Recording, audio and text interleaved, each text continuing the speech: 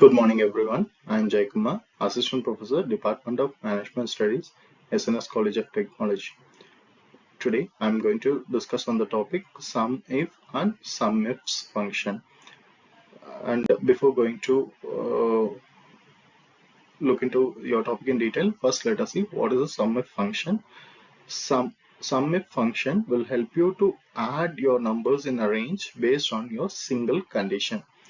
And the syntax which is used for this particular purpose is equal to SUMIF range criteria sum range.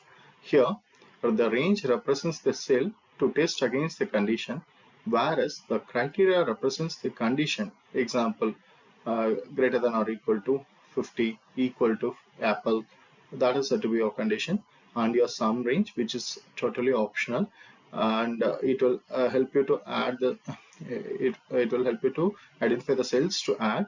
If omitted, Excel will sum the range itself. Okay? And I have given the examples of SUMIF functions. You just go through it. And next is your practical uses of your SUMIF function. SUMIF functions are used in sales analysis, and it will help you to sum the sales of a specific product or sales of a product in certain regions, whatever it might be.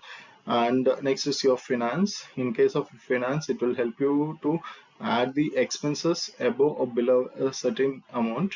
And in HR department, it will help you to sum employee salaries based on your department.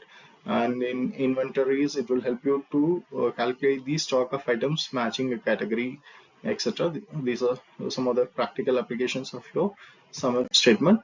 And the limitation is that it will work out only on basis of a single condition.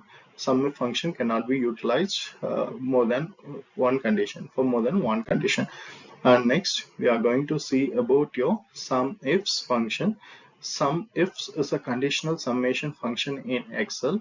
It will allow you to sum the numbers based on multiple criteria, whereas SUMIF will allow you to calculate your sum on basis of single criteria, whereas as name suggests, SUMIFS here represents you can sum the numbers based on your multiple criteria, that is more than one single condition. And the syntax which is used for this purpose is that equal to SUMIFS sum range criteria range 1, criteria range 2, criteria range 3, etc., where it represents that it is based on your multiple conditions. Sum range represents the cells that contain the values, whereas your criteria range represents the first range to evaluate.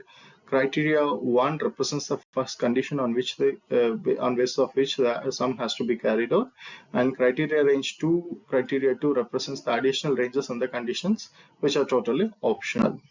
And the key points that has to be kept in mind is that it supports multiple conditions. Each criteria range must be the same size as the same range. Conditions can include your numbers, text, or cell references, whatever it might be. Conditions are combined using your AND logic. And the practical uses of your SUMIF function is SUMIFS is that it will help you to have your sales report. That is, it will sum the sales for a specific product in a specific region. Here, specific product and specific region will have, it represents the multiple conditions under which the sum of the numbers has to be carried out. In case of a finance department, it will sum the expenses in a particular month for a specific category of your employees, whereas in HR department, it will sum the salaries for employees in a certain department and who are in certain grade. Whereas in case of your inventory, it will sum the stock for items by category and as well as by your suppliers, where multiple criteria is being met or used to carry out the sum function. Clear? And the limitations is that works with AND conditions only. All conditions must be true. It can be false. For all conditions, you need multiple SUMIFs or use sum product. All category ranges must align with the same range size. So now we'll have a short review and summary of your topic.